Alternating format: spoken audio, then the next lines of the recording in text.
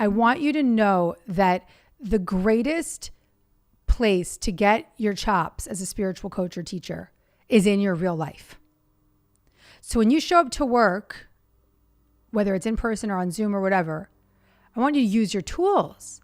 I want you to meditate before the meeting. I want you to say prayers for every single being before you walk in the door. I want you to wish for everyone around you to have what you want for yourself. I want you to identify your triggers so that you can work through them and then teach others how they can do the same. I want you to use your tools wherever you go.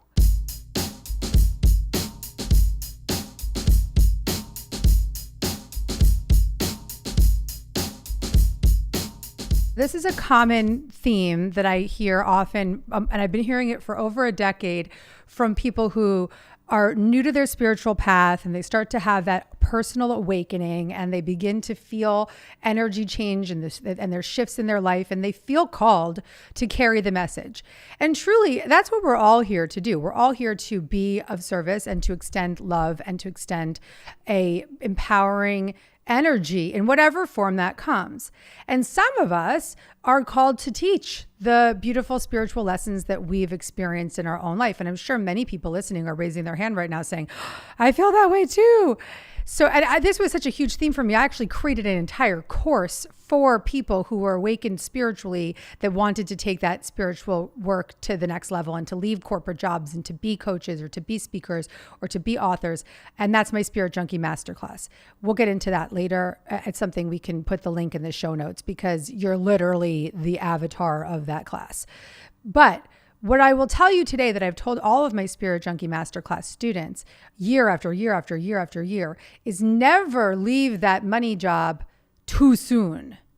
Because manifesting a new career is all about feeling good and feeling confident and feeling committed and feeling grounded.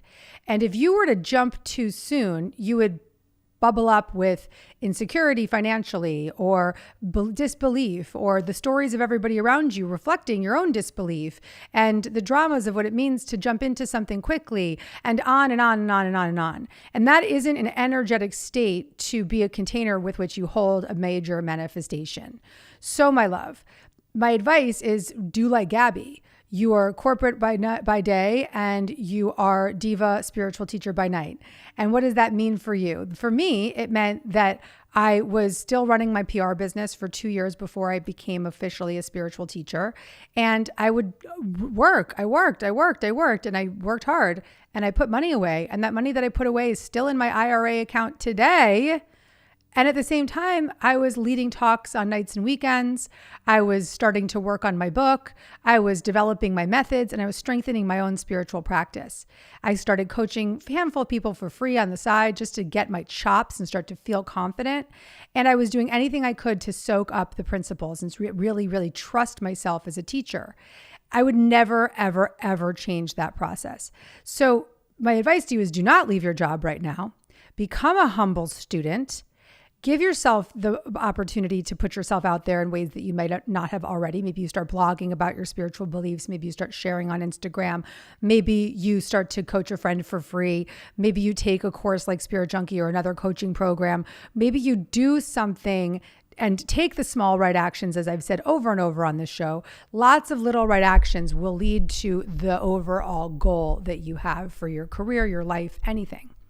So taking those small right actions forward will add up and they will give you that presence and that confidence to actually know when it's time to step out and do your thing. But don't do it a day too soon. You got me, baby? So you'll know when to jump when you feel so committed to it that you don't give a shit what anybody else says about it. When you're like, this is my thing to do. So that's your parameter. You can know I am ready to jump.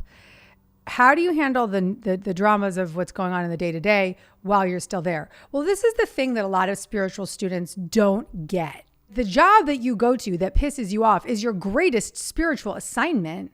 And it's also a place where you can teach and where you can serve and where you can show up as a light worker. Every annoying person offers you a chance to practice forgiveness.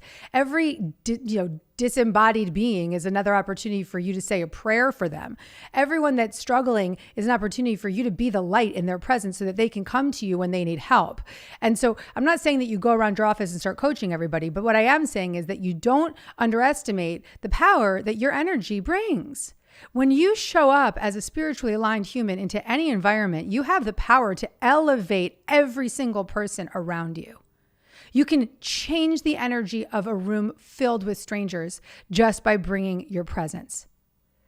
And so stop trying to get through the day and start getting to work, being a light worker where you are. I want you to know that the greatest place to get your chops as a spiritual coach or teacher is in your real life.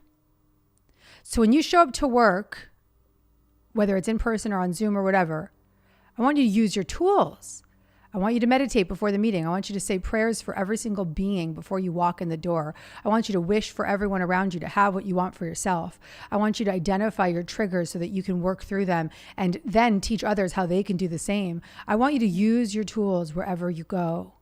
And I've seen this with my students, with my Spirit Junkie Masterclass students who, I said this exact same thing with this exact same amount of energy and enthusiasm and Gabby kick in the ass attitude to Susie Draper. I said this to a student of mine, Susie Draper, almost a decade ago. She was working at a big fashion magazine. She was just like you. I don't want the vibes of this. I want to be in my high vibes all the time, blah, blah, blah, right?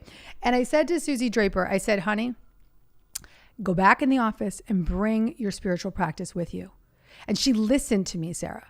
Within 2 months, Susie Draper was taking my decks and doing card readings for people during the lunch break. She became the person that everyone would go to for help. They were looking to her as their spiritual Sherpa in the corporate office, not because she was pushing it on them, but because she was being it. And then a year later, she stepped out and started her coaching business. But it took that time in that office, in that way, to live the practices and teach the practices and be the practices so that she could feel the confidence to step out and go for it fully and completely. You got me, love? And the reason I'm being so aggressive with you, Sarah, is because I believe you will do this. And so I believe in you. And so often when I see somebody and I believe that they're going to do it, I don't play small. I'm not going to mess around. I'm going to push you. And it's so easy. It's just so easy. Go walk your talk in your life and you will have so many personal experiences to teach and to share. What we need to recognize at times is that when we come onto a show like this and we ask for help, right?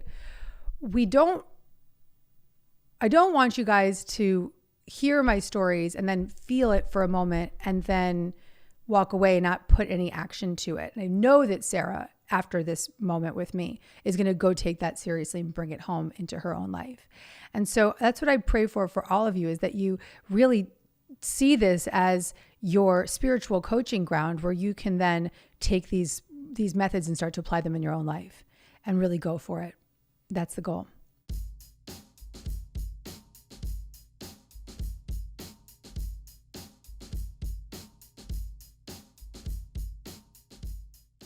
If you like this video and you want to get more Gabby, check out the next one right over here.